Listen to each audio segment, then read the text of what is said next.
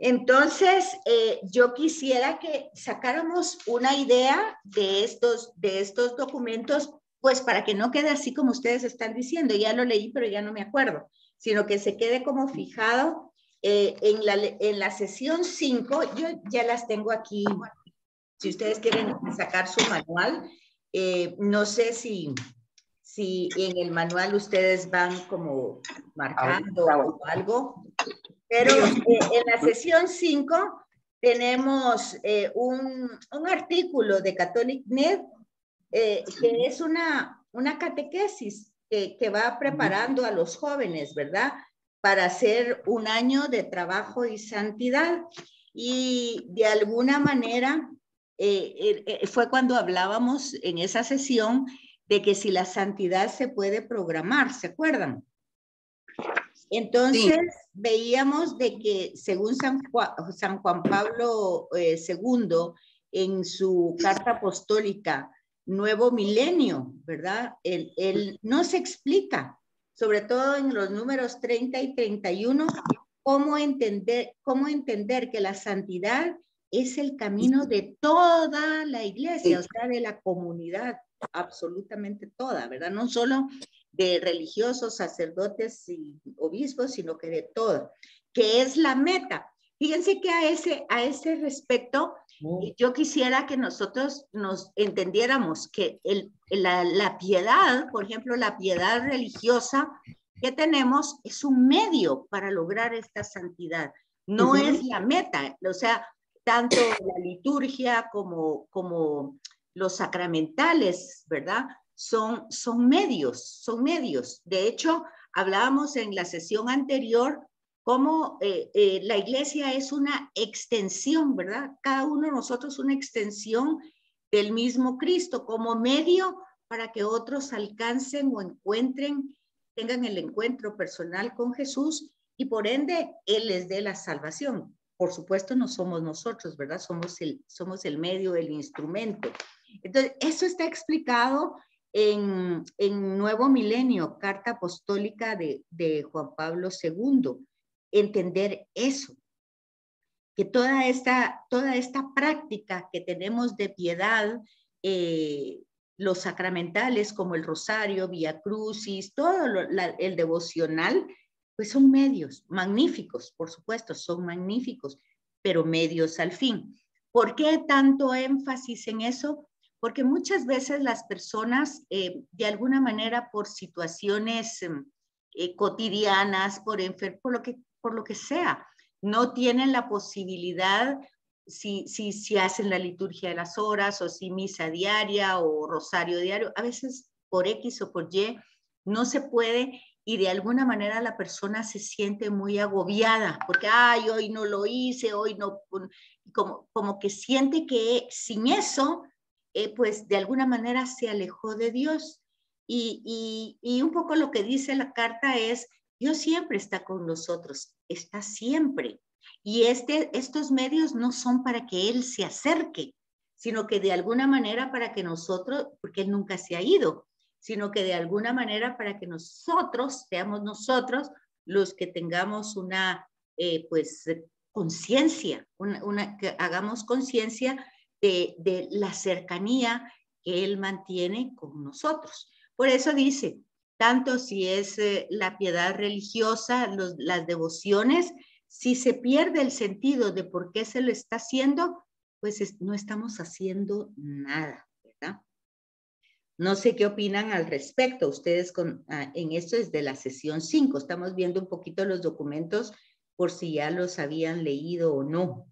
Sí, entonces, el de Juan Pablo, de la audiencia del miércoles. Sí. En una fecha célebre, no, en 24 de septiembre. Exacto. Entonces, sí, la pregunta clave ahí es, ¿verdad? ¿Se puede programar la santidad?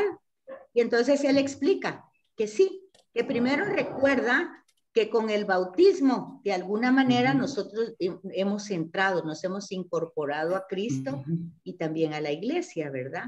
Y de alguna manera somos a partir de eso el templo de Dios. Entonces, fíjense ustedes que eso no hay que perderlo de vista. Si somos el templo, es que Él cohabita con nosotros en lo profundo, en lo hondo. Esa es la conciencia que debemos mantener, ¿verdad? Ahí sí que como dice el canto, tan cerca que lo puedo tocar, tan cerca, ¿verdad? Eso como que a veces lo perdemos de vista y pensamos que la piedad es para que Él se acerque y no, ya vemos que el sacramento nos pone en una condición donde Él cohabita con nosotros, ¿verdad? Por eso dice aquí, nuestro modo de pensar y de vivir, nuestra psicología, nuestra personalidad, nuestros actos, dependen de nuestras opciones concretas, de nuestros pensamientos, de nuestra vida. Por eso, cada uno debe poner y trabajar los talentos recibidos y en ese sentido se programa. Esa sería como la idea fundamental de esta sesión, ¿verdad? Porque luego... La sesión 5. De las 5, sí, de este documento, ¿verdad? Y dice... ¿En dónde leíste esas palabras? Las quiero subrayar. Está prácticamente en la página 36, sí. Que nos recuerda, dice, bueno, en el párrafo 3, pero básicamente es el chiquito 4 y el 5 párrafo. ¿En qué consiste la programación, verdad? En saber que somos templo de Dios, que Él cohabita en nosotros. Entonces, en tener esa conciencia. Por supuesto que... Por supuesto que humanamente a veces estamos dispersos y puede ser que no tengamos esa conciencia tan clara, pero no tener el agobio de que si no vamos a misa por una situación, pues entre semana, ¿verdad? No vamos a misa o el rosario o cualquier piedad, estas son medios, no son fines. Son medios, pero el medio más importante que nos hace templos de Dios es el bautismo, ¿verdad? Entonces, pues como tener muy claro eso y para no agobiarnos más de lo conveniente, ¿verdad? Y eso mismo que manda. Perdón, solo una como aclaración. Entonces, donde estamos es si es la página 36, es la sesión 3. No, 5. 5 tengo yo. 5. Ajá. Espérame. 5 de teología pastoral. Ay, perdón, estoy viendo el año pasado. Entonces, picado. Con razón, va, perdón. Voy a ubicar, es que lo que pasa es que los dos los tengo en el mismo cartapacio, en la sección 2, entonces, gracias. Mira pues, Betsaida, pero lo que yo digo, son medios de santificación. Las oraciones, las misas, y es una forma donde nos sentimos más cerca también. Claro, pero son medios, no los tenemos que confundir con el fin. O sea, sí, por supuesto que son maravillosos, te acercan, pero son medios. O sea que cuando nosotros decimos que son medios, quiere decir que si en un momento, por circunstancias fuera de que uno las pueda manejar, por ejemplo, yo voy a misa pues trato de ir todos los días.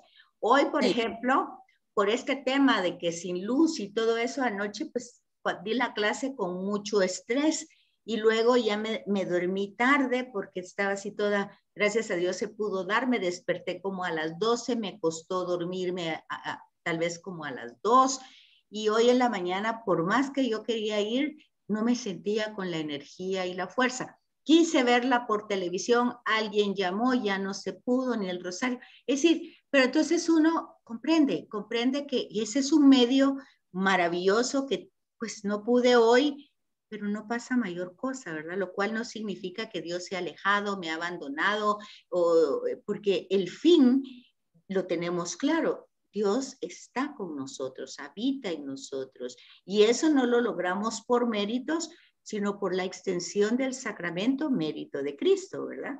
Entonces, tener como ese sentido, aquí es que no es que le estamos dando un sentido peyorativo ni a la piedad ni a la práctica religiosa, no, es muy importante, es buena, pero es un medio, eso es lo que tenemos que tener claro, igual que cuando decimos, sí, que bueno, es muy trabajador y trabaja y tiene dinero, sí, el dinero es un medio.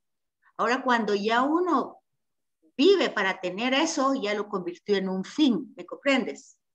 Sí. Entonces, lo que nosotros tenemos que entender, claro que es importante trabajar y por supuesto tener el dinero para vivir lo más digno que se pueda, pero es un medio. Cuando ese medio nosotros lo volvemos un fin, es cuando nos equivocamos. Entonces, toda la piedad es excelente, es maravillosa, pero es un medio. Entonces, porque el sacramento del bautismo nos ha hecho templos de Dios. Ese es el fin. Entonces, el medio, como tú dices, nos va ayudando a santificarnos, a reflexionar, siempre y cuando vayamos a eso, al encuentro personal con Cristo en la Eucaristía, a la reflexión de sus misterios en el rosario o en el Vía Crucis o en otras prácticas, siempre que estemos sumergidos en el sentido que tiene realmente esa práctica religiosa, ¿verdad? ¿Qué dices?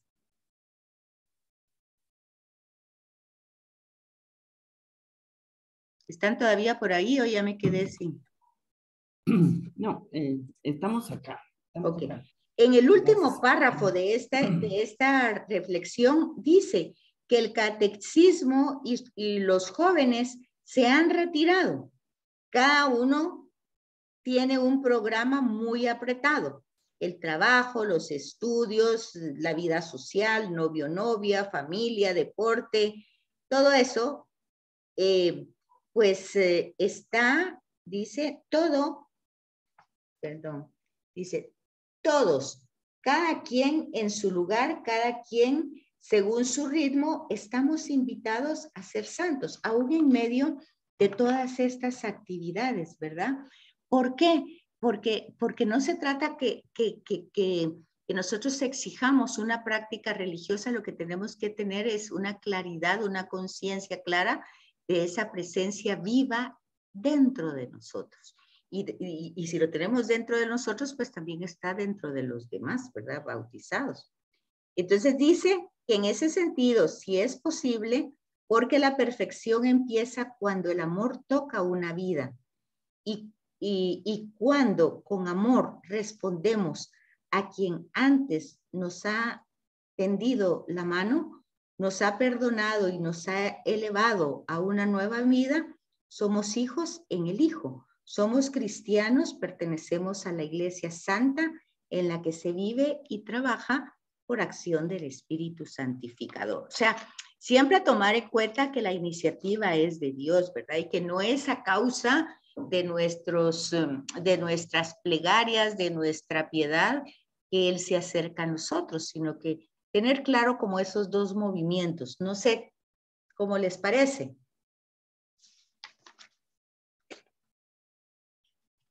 ¿Estamos bien hasta ahí? Sí, sí. Mira, Betsaida, ya que tocaste el tema de las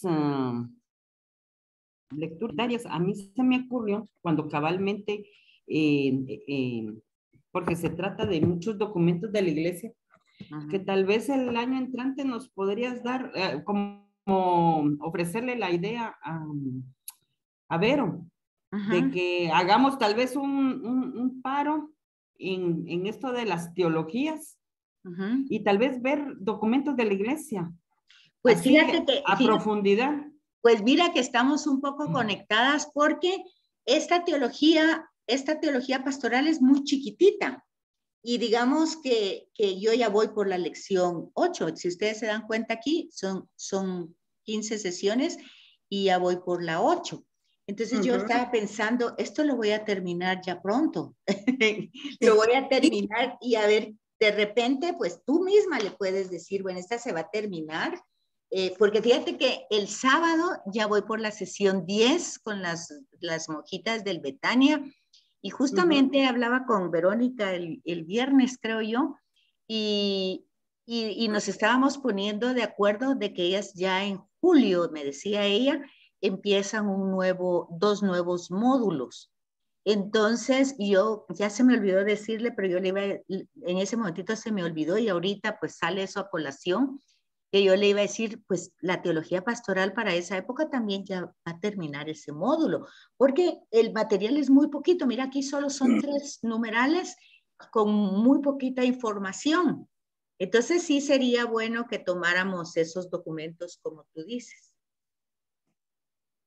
Sí, es que prácticamente los documentos hay veces que solo los tomamos como fuente de información, digamos, tal vez se busca 1 o 2 numerales y ahí acaba, digamos, como que se nos queda ahí de referencia que tal documento se refiere a eso y por Sí. información cruzada lo consultamos. Sí, y Pero no ya tomamos en saberlo cuenta, a conciencia. no tomamos en cuenta toda la riqueza del documento, ¿verdad? Y Pues ahorita no. yo como lo estaba leyendo, yo sí los he estado leyendo y más o menos se los he estado comentando en cada sesión. Yo dije, ¿será que ellas las están leyendo a pesar de que se los mando? O mejor voy como haciendo cierto énfasis en retrocediendo, no todo, ¿verdad? Sino que las últimas, ahorita tocarían las 6, Ecclesia Suam, ¿verdad? La encíclica de la esperanza ecuménica también bueno, este es de Juan 23, ¿verdad? Al inicio del Concilio Vaticano. Y entonces, casi es casi el final de Juan 23, ¿verdad? Y entonces aquí nos habla de varias características que las tenemos como directrices.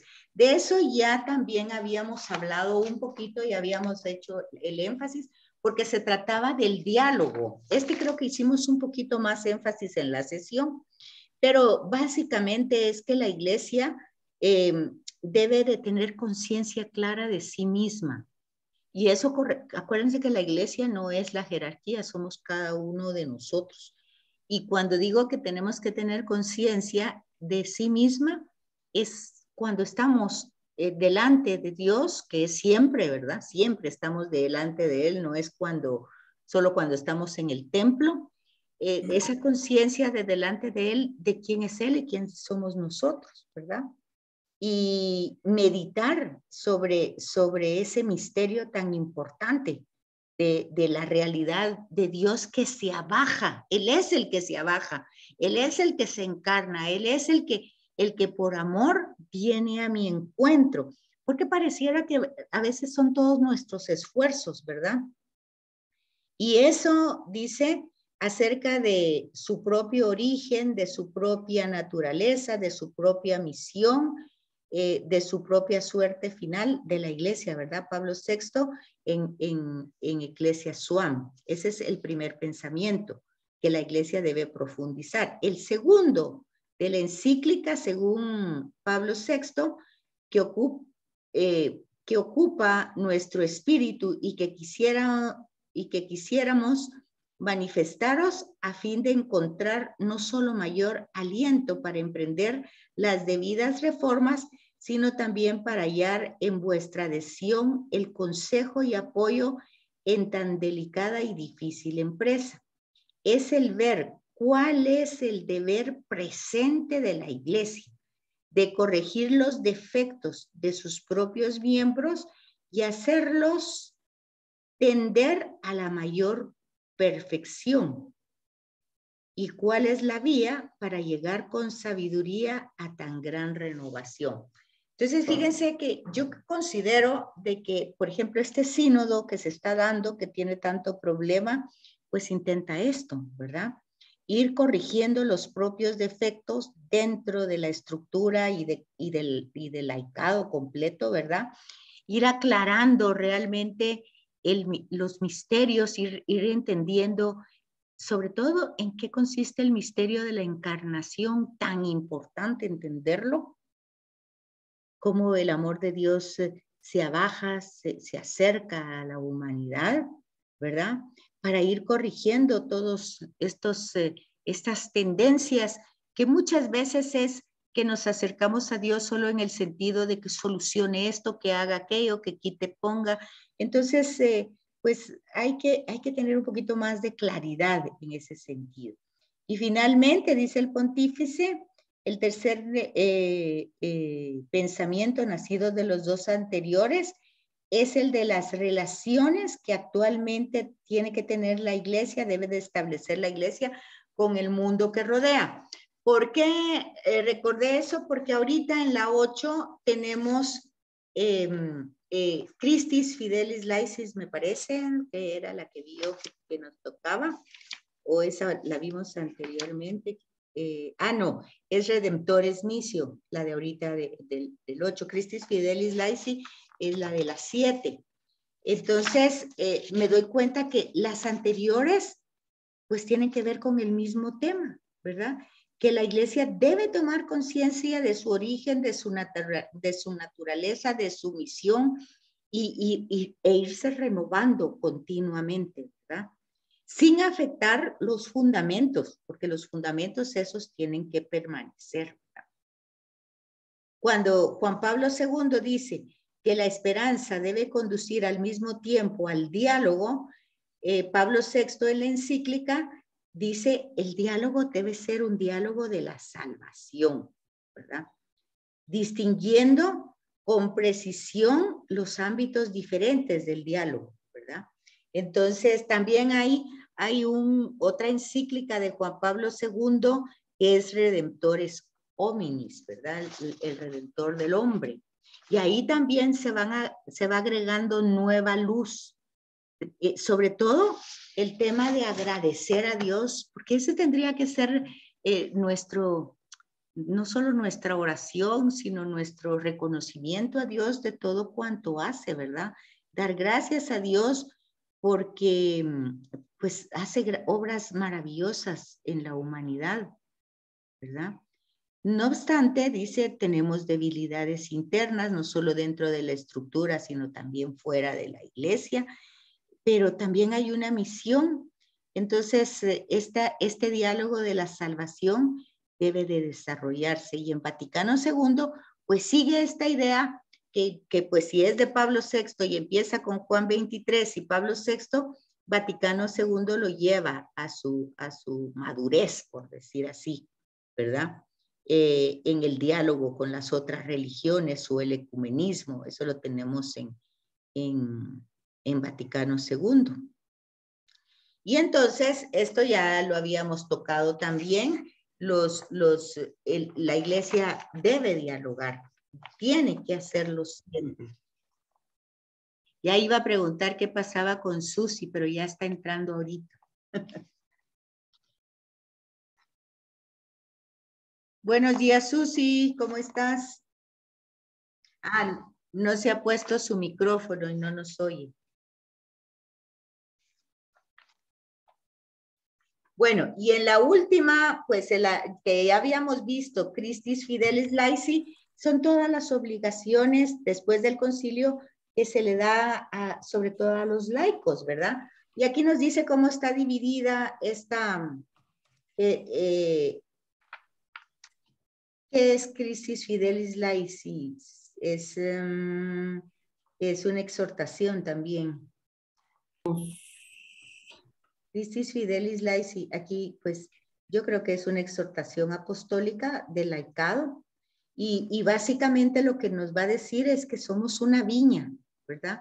Que solo damos fruto en la medida que estamos unidos al sarmiento, o sea, a la planta, es casi la parábola de Jesús, ¿verdad?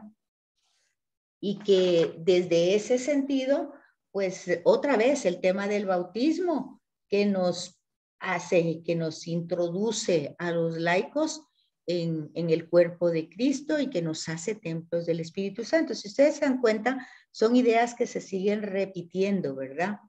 Pero ya desde ese momento ya se ve una situación secular en el mundo. Y habla aquí, dice, el Papa subrayaba esta doble idea del carácter secular debe ser entendido a la luz del acto creador y redentor de Dios que ha confiado el mundo a los hombres y a las mujeres para que participen en la obra de la creación, la liberen del influjo del pecado y se santifiquen en el matrimonio, en el celibato, en la familia, en la profesión y en las diversas actividades sociales. Entonces, la palabra secular tiene una doble acepción, ¿verdad?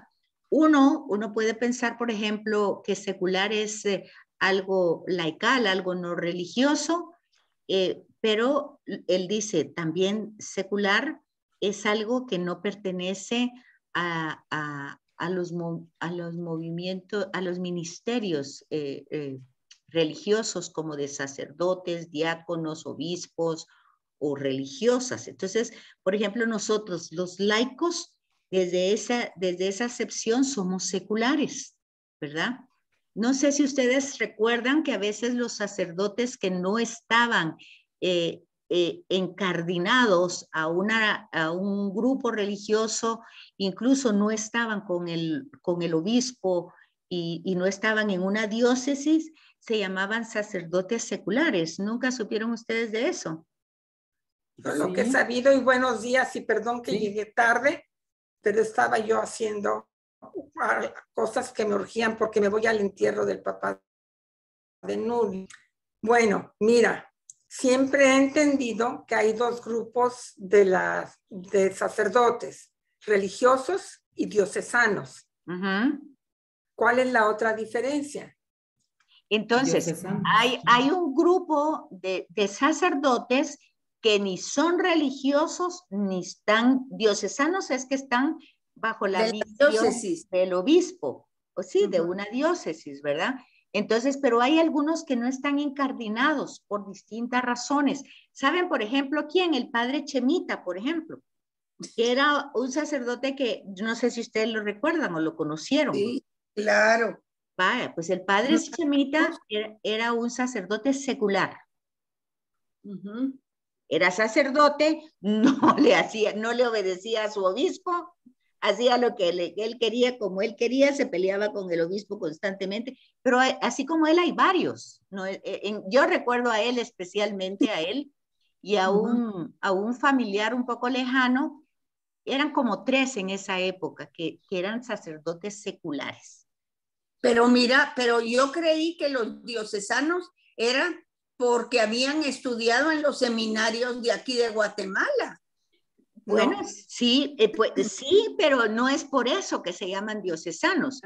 Por la diócesis. No por la diócesis y que están regidos por un obispo. Por supuesto que han estudiado en el seminario, pues, sí, arquidiocesano. No son como los franciscanos que tienen una cabeza, un prior o como se llama. Ah, no, porque esas son órdenes y esos tienen otra jerarquía. Sí, por eso, pero ellos, digamos, los religiosos agustinos, todos esos que tienen casa, digamos, propia, le deben primero a su cabeza, digamos. A su orden. Sí, son comunidades, ¿verdad? Formadas por un, generalmente ha sido un santo, ¿verdad? El que formó esa comunidad. Y entonces llevan ese espíritu de Francisco, de Domingo, de Ignacio de Loyola, en fin. Entonces, son comunidades que están trabajando con el obispo, pero no dependen la obediencia al obispo. En cambio, los diocesanos sí. Pero aquí lo que estamos hablando es de otros. Seculares. De los seculares. O sea que y esos seculares, al no obedecer al obispo, ¿no los regañan? Sí los regañan, pero lo regañan y a veces hasta como los castigan, pero siguen siendo sacerdotes, ¿verdad? Porque acuérdate que el sacramento imprime carácter, ¿verdad? Pero deberían de estar encardinados, pues dependemos del Papa, que es nuestra cabeza, y luego nuestro obispo. Medio rebeldes, ¿no? Sí, y es decir, ellos no se mandan a ellos mismos, por así ponerlo, ¿verdad? Tienen que tener siempre, como dice Susana, una cabeza a quien... Pero en este caso los seculares viven en su casa con su familia.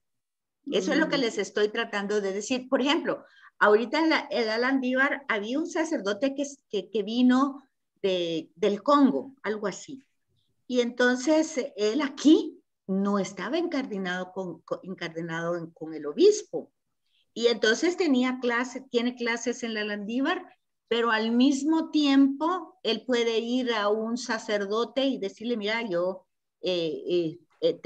pues pertenezco a tal orden o soy de tal diócesis y tiene que enseñar su carnet, ¿verdad?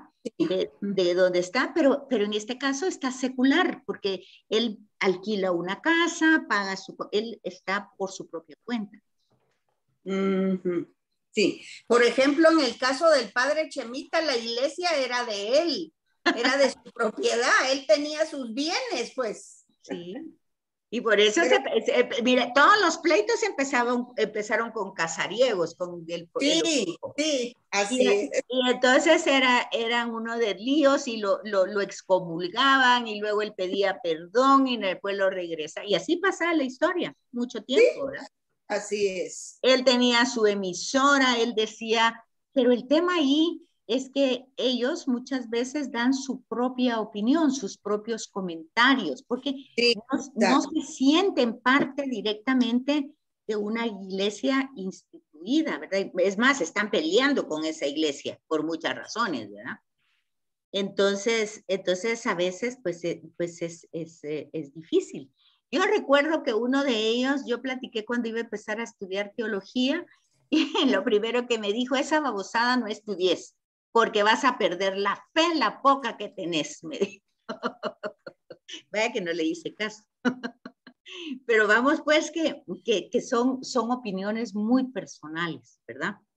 Es que imagínate qué comentarios, pues. Pues sí, porque son opiniones personales, es lo que te digo, son opiniones muy personales y el problema, eso lo dijo fuera de la iglesia, pero el problema es cuando lo dicen en cátedra, o sea, en el púlpito. En el púlpito. Claro, ahí es donde realmente la cosa se complica porque la gente no sabe que son seculares y hay muchos.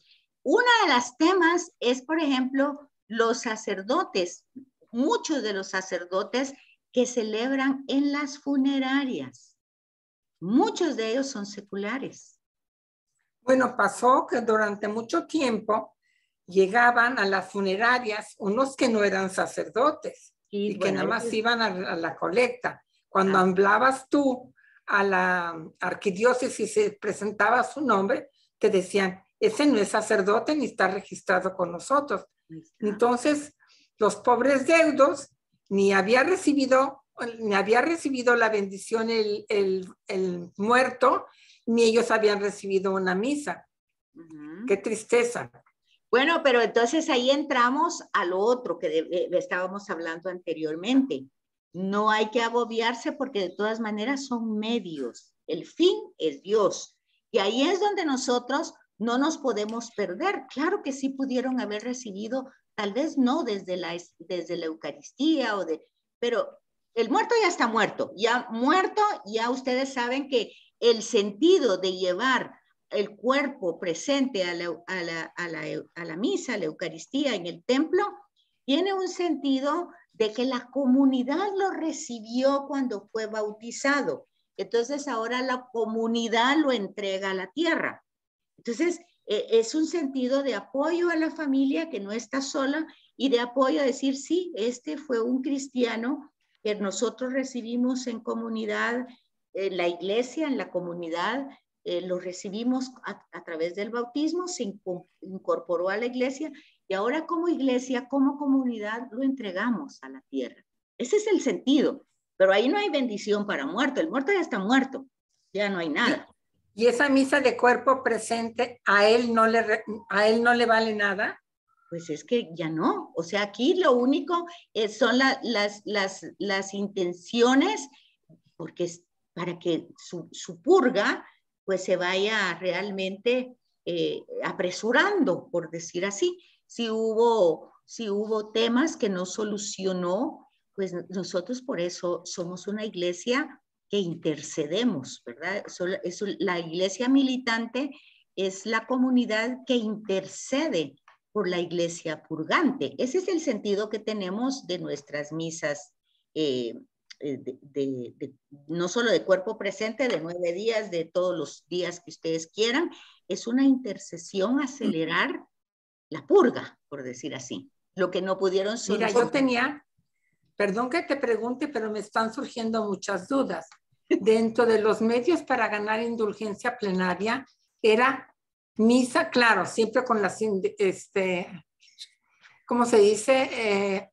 Refutando todo pecado, aunque fuera venial, rezando por el Papa, misa, confesión, pero ya se me fue la idea. No, la indulgencia plenaria, estabas preguntando. Sí, la indulgencia plenaria. Entonces, ¿el deudo no gana nada? Bueno, yo recuerdo que en la indulgencia plenaria hay una petición para pedir por el alma de alguien que nadie pide por él, ¿verdad? Y entonces se ofrece esa indulgencia plenaria no por mí, sino por esa persona, ¿verdad? Eso se puede. Y el padre jesuita Login, no sé cómo era. Loring, él para salvarse, en ese su libro, él decía, ¿verdad? Que ofrecer una misa por un alma del purgatorio era como el mayor regalo, la mayor gracia que uno podía hacerlo por un alma. Era lo más grande que uno podía hacer. Entonces, es el tema de la intercesión, porque somos iglesia militante intercediendo por la iglesia purgante. La iglesia purgante no puede interceder ni por ella misma ni por nosotros. Es la iglesia triunfante la que intercede por nosotros, ¿verdad? La de purga está en la antesala, no puede hacer nada, ni por ellos mismos ni por nosotros.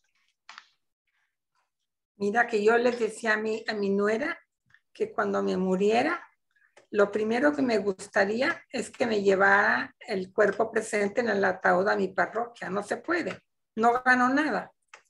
Bueno, sí se puede porque tú, ya te digo, tú eres una persona que has trabajado, eres activa en la iglesia. Entonces, la comunidad que te recibió en el bautismo, la comunidad te entrega en los brazos de Dios y ya Él sabrá qué hace por ti. Y todos seguiremos rezando por si había ahí alguna cosita que no estuviera solucionada, la soluciones pronto. Una cosita o muchas cositas. Y que vayas a la presencia del Señor lo más pronto posible. Eso es todo lo que podemos hacer todos. ¿Sabes qué hemos dicho siempre entre mis hermanas y señoras del movimiento? Que no empiecen cuando se muera alguna de nosotros a decir, ay, es que la fulanita era una santa. No, hay que orar, hay que orar. Claro, hay que orar. Yo como solo tengo hijos varones y no creo que nadie me va a llevar a ninguna iglesia. Nadie me va a llevar a mí ni a ninguna iglesia ni a nada. Fíjense que yo lo que hago es esto. Cada mes yo le pido al sacerdote, sobre todo en la pandemia, yo le pedí al sacerdote cada vez que podía ir a la iglesia que me diera la unción de enfermos para ese mes. Y decía yo, bueno, ya estoy preparada interiormente, si el Señor me llama, por lo menos ya tengo la unción de enfermos, ya la misa y todo lo demás, porque yo no creo que nadie ni se va a acordar de rezar por mí, menos mis hijos y nadie más. Así es que yo preparándome yo solita, porque sí, yo no creo que ni nueras, ni al contrario, tal vez las nueras hasta gracias a Dios van a dar, no sé. Bueno, hay que rezar por las buenas maestras que hemos tenido, así que nosotros vamos a rezar. Y además, es que es una obligación rezar por las almas del purgatorio y hay unas oraciones muy bonitas. Por ejemplo, en la misa de aquí de San José Pinula a las 6:30, un sacerdote, el padre Denis, cuando termina la misa, siempre hace el ofrecimiento por las ánimas del Santo Purgatorio, especialmente para las más necesitadas. El rosario, ¿se acuerdan ustedes? Tenemos esa jaculatoria también. Entonces, generalmente están incluidas en muchas eucaristías, ¿verdad? Especialmente las más necesitadas, las que no tienen nadie que pidan, entonces estaré yo más adelante. Por eso me esfuerzo yo en estar, en solventar mis casos cada mes. Yo no creo que me sobreviviste. Yo creo que más bien ustedes me van a sobrevivir. Pero desde el día hago el ofrecimiento de orar por ustedes. Y gracias igual. Pues la verdad es que es eso, que todos intercedemos unos por otros, pero ya sí conscientemente, porque me decía alguien, bueno, esto lo platicaba un día yo con uno de los sacerdotes y me decía uno de los sacerdotes, pues mira, me decía, yo no te voy a decir que voy a ir a tu funeral, porque tal vez no, pero de que ya oro por ti, voy a orar siempre, pues a saber, padre, le digo yo, a saber, pero de todas maneras, gracias adelantadas. Entonces solo se reía. Y luego, por ejemplo, que llevo muchos años trabajando con los dominicos, pues él decía él, pero si eres dominica, ¿cómo no vamos a pedir por ti? Ay, padre, le digo, si ni piden por los padres que ya se murieron, no creo que pidan por mí. Bueno, yo siempre tengo mi preparación, pero más vale que yo esté consciente de que las cosas son responsabilidad personal. Entonces ahí voy yo en eso y yo lo he dicho muchas veces y sí, yo no creo que vaya a pasar nada de eso conmigo. Y uno de mis hijos me dijo, el día que tú me muras van a saber cuántos sacerdotes. No creas, le digo yo, no creas eso. No es posible. En fin. Bueno, pues ya vimos estos documentos así rapidito y ahí vamos viendo que esa acción misionera que tenemos y que aquí lo tenemos en otra carta encíclica que es Redemptores Missio, ¿verdad? Que esta sería la que tendríamos que ver en esta sesión. Pues básicamente esta sesión, primero definir qué es la misión, ¿verdad? ¿Cuál es la acción misionera? ¿De qué se trata? Porque se recuerdan que antes la acción misionera era para religiosos y sacerdotes, hombres y mujeres, que iban a los lugares no catequizados, no evangelizados, ¿verdad? Antes era así se entendía la acción misionera de evangelizar, ¿verdad? Pero dice aquí, en esta primera, aquí, dice, al definir esta acción, dice que toda acción misionera es una acción evangelizadora. O sea que cuando nosotros estamos, por ejemplo, trabajando en esto, en la formación, pues de alguna manera estamos haciendo misión porque estamos evangelizando. Aunque no dice que toda evangelización es misionera. ¿Por qué dice eso? Porque toda acción misionera es evangelizadora. Pero no toda acción evangelizadora es misión. ¿Por qué dicen ustedes eso? A ver, repite la pregunta. Mira, ¿qué dice? Que toda acción misionera es evangelizadora y nos atañe a todos. O sea, todos estamos involucrados. Acuérdense ustedes en Aparecida, ¿verdad? Discípulo y misionero. Todos somos discípulos y todos somos misioneros. Nos atañe a todo. Porque la acción misionera es evangelizadora, pero no toda acción evangelizadora es misión. ¿Por qué? A ver si les doy 100 puntos si me dicen por qué esa diferencia. Porque si estamos evangelizando a gente que ya, es decir, por ejemplo, catequesis de primera comunión de confirmación, esa no es acción misionera, sino que es propiamente evangelizadora. Podría verse, sí, de alguna manera, ¿verdad? O no es bueno, una catequesis puede verse como evangelización, una catequesis. Esa sería una catequesis, ¿verdad? Sí. Entonces, pero yo más que todo pienso que tiene que ver, por ejemplo, imagínense ustedes otros movimientos cristianos que se llaman evangelizadores, ¿verdad? Y que tienen esa acción. De casa en casa. ¿Cómo? Que van de casa en casa. Va, ves. Se supone que ellos ahí, ¿por qué no serían ellos ¿por qué no tendrían ellos una acción misionera? ¿O ellos tendrían una acción misionera? Para mí, fíjate que cuando vamos a las misiones, ahí me confundes, porque lo que hacemos en las misiones es visitamos casa por casa, ¿sí? Y lo que llevamos es pues el evangelio del día, platicamos con ellos, los invitamos a los oficios, ahí nos enteramos porque no visitamos casas que no sean católicas, no visitamos a paganos ni a sectas. Entonces yo creo que esa visita misionera es evangelización. Ok. ¿Cuál sería, por ejemplo, la característica? A ver, les voy a decir una cosa, ¿por qué estos movimientos no son misioneros?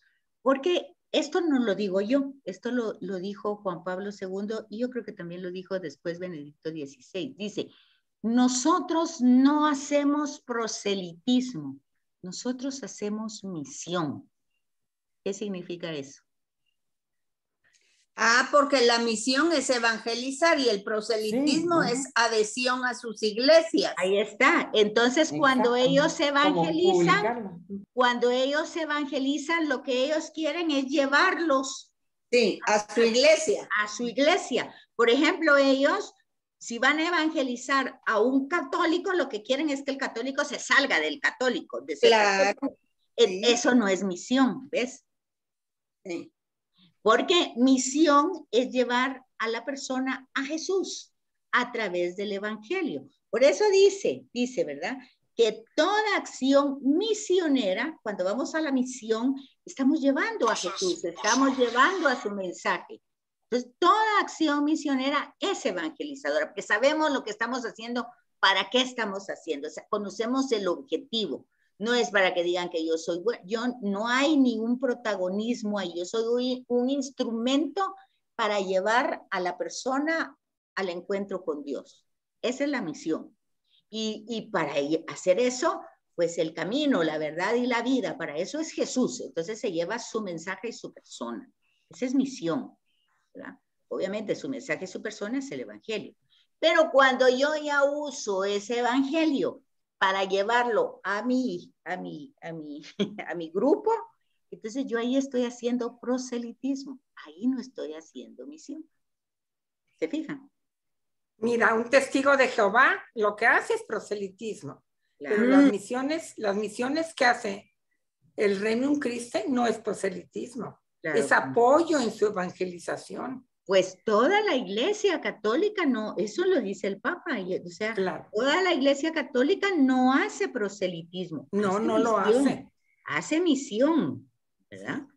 Entonces, porque está llevando a Cristo y está, lo que va a desarrollar es justamente un encuentro personal con Cristo. Por eso les decía yo a una comunidad que me tocó trabajar para la Semana Santa, en la Semana de Dolores y la de Pascua, les decía yo, los sacramentos son un encuentro con Cristo. Digamos, si usted va a confesarse, usted va al encuentro con la misericordia, que lo perdona, que lo acoge, que lo abraza. Ese es el encuentro con Él. Usted olvídese del sacerdote, el sacerdote es en persona de Cristo que le perdona, ¿verdad? Entonces es Cristo directamente. Usted va a un encuentro. Y en la Eucaristía no digamos, usted va a un encuentro personal, no solo con Cristo que está en la comunidad, Cristo que está en la palabra y luego en la Eucaristía, ¿verdad? Entonces, igual, si el sacramento es del bautismo, usted va a un encuentro con Cristo porque se va a incorporar a Cristo. Y la confirmación, pues es eso, confirmar ese encuentro. O sea, si ustedes se fijan, los sacramentos son encuentro con Cristo. Entonces, no se trata que usted va a doctrinar, usted va a llevar la doctrina, no se trata de eso. Usted va a explicar de que cada uno de los sacramentos son los medios, son las extensiones que Jesús utiliza hoy para tener ese encuentro personal con Él, donde la iglesia ha recibido esto como un tesoro y lo reparte, ¿verdad? Ese es como el sentido, ¿verdad? Y que básicamente la misión es cuando hablamos de que el evangelio llegue a todos los hombres, y eso nos atañe a todos, ¿verdad? Como iglesia, de modo que el ministerio de la misión recae sobre todos los cristianos. Por el mero hecho de haber recibido el bautismo, pues estamos in corpo de Cristo, adentro del cuerpo de Cristo. Y Él es una amalgama entre Él y nosotros. No hay un momento de, estamos fundidos, el sacramento nos funde, ¿verdad? Nos imprime de ese carácter. Entonces, ahí hay que entender entonces que esto es la misión. A mí me decían, por ejemplo, bueno, ¿por qué tú no sabes decir que no? Dice, a ti te dicen que vayas a no sé qué y tú decís sí. Es que es la misión, es eso, estar disponible para estar en ese servicio, que no es que lo haga porque sea buena o porque sea mejor o porque sepa mucho o por lo que sea, sino porque es realmente la oportunidad de llevar a cabo esa misión, lo cual uno lo agradece, ¿verdad? Hace poco hablaba allá en la universidad y le decía, mira, tal vez es una idea, pues tal vez uno poco hace con los jóvenes, pero yo creo que el tener la oportunidad en algún momento de hablarles de corazón a corazón del mensaje de Jesús mismo, pues tal vez no ahorita, pero tal vez en algún momento tiene eco esa palabra.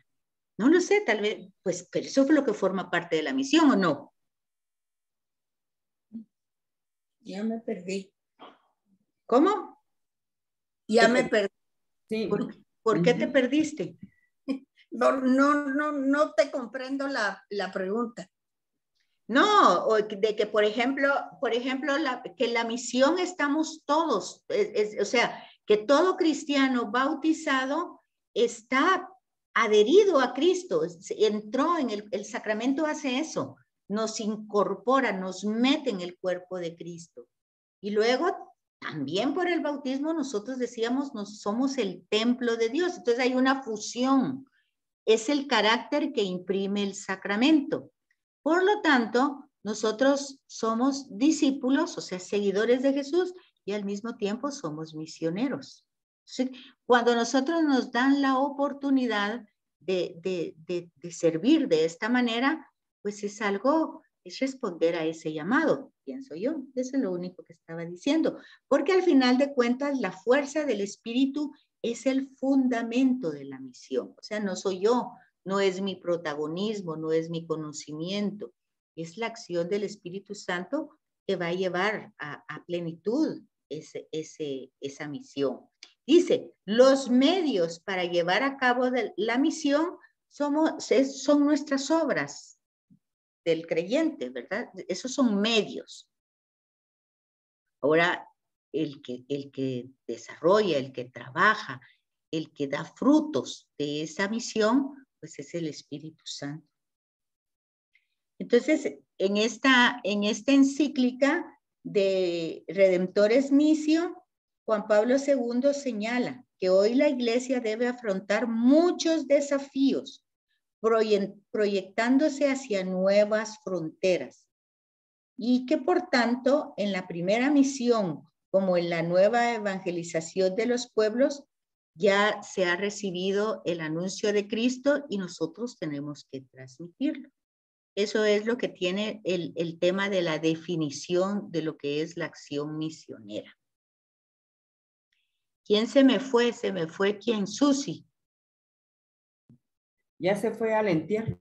Ah, es cierto, ¿verdad? Me imagino que pasan por ella, una cuestión así, entonces tenía que estar lista. Sí, bueno. Entonces ahora tenemos las dificultades que se presentan para esta misión. Y entonces dice que la principal dificultad que tenemos dice la principal ha sido la falta de testimonio cristiano. O sea, acuérdense ustedes lo que decía Juan Pablo II, el divorcio entre fe y vida, ¿verdad? Pues hay personas religiosas, pero con una religiosidad tal vez no tan profunda, ¿verdad? O con un testimonio de vida. Sí, sí, o sea, la que predican una cosa, pero se comportan con otra. Sí, porque todavía hay aquella concepción de que en la iglesia hay que ser de una manera, pero ya en la vida hay que ser de otro. Yo recuerdo allá en Santa Rita, en Misco, donde yo vivía, que el sacerdote generalmente ponía ejemplos de ministros de la comunión que una vez entrado a trabajar al gobierno se habían vuelto corruptos. Sí. Entonces, yo decía, yo no creo que se hayan vuelto. Simplemente siempre fue, ¿qué dicen ustedes? ¿O de verdad se vuelve uno una cosa tan así? No, ¿sabe qué pasa? Que en el arca abierta hasta el justo peca, dice el dicho, y entonces tal vez eran porque no habían tenido la oportunidad, no eran porque no tenían la oportunidad, pero ahora que la tienen ya. Sí, y este amigo de Costa Rica, una vez hablábamos y me dice, uy, no, si las ministras de la comunión es lo peor que puede haber. Ay, padre, no entiendo. Ay, qué horror. Y no entiendo yo porque, no miras, me dice, que me llevaron a tribunales solamente porque no sé qué, de un pago de que no habían dado a la cocinera, algo así. La cosa es que lo llevaron al Ministerio de Trabajo en Costa Rica, que es eso tan serio, y una gran penalización. ¿Y quién hizo eso? La ministra de la Comunión. Entonces me dice, eso es terrible, me decía. Entonces, a mí mejor me daba risa escucharlo, porque bueno, entonces esa es nuestra primera dificultad, fíjense, para evangelizar. Para que el mismo sacerdote diga eso, ya se pueden dar cuenta. También dice que algunos señalan que el mundo ha cambiado en todas sus formas, mientras que la iglesia se ha dedicado más que todo a sus problemas internos. Por lo tanto, no tiene una conexión con los problemas de la humanidad. Yo no estoy tan de acuerdo con eso. Yo creo que sí tiene conexión, pero puede ser muy poco. Ah, no, yo creo que la iglesia está conectada porque la iglesia es en el mundo y en el mundo es donde realiza su misión y ella no puede permanecer ajena. Por ejemplo, aquí en Guatemala yo sí siento que la iglesia es la voz de los que no tienen voz. Pero como te digo, yo también pienso eso, pero pienso que no pasa mayor cosa, porque ves, pongamos un ejemplo, cuando van a hacer las votaciones de presidente. La iglesia hace su esfuerzo y lo dicen, ¿verdad? No, sí. no de irse a favor de un partido, sino hacer conciencia, que se fijen. Exacto. Bien, sí. Y lo hace. Pero igual la gente hace lo mismo, lo que sea, lo que quiera.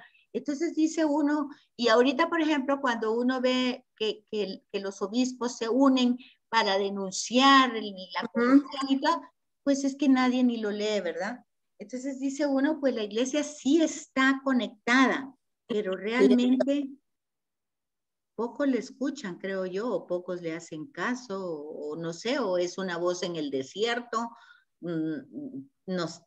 Pero sí pienso, igual que tú, que sí tiene conexión. Así es. Pero tal vez ya su voz ya no tiene tanta fuerza. Eso tal vez. ¿Verdad? Eso tal vez. Es que como ha habido tanta mala noticia, información a medias y que la prensa se ha dedicado a desacreditar a la iglesia. A solo difamar. ¿Verdad?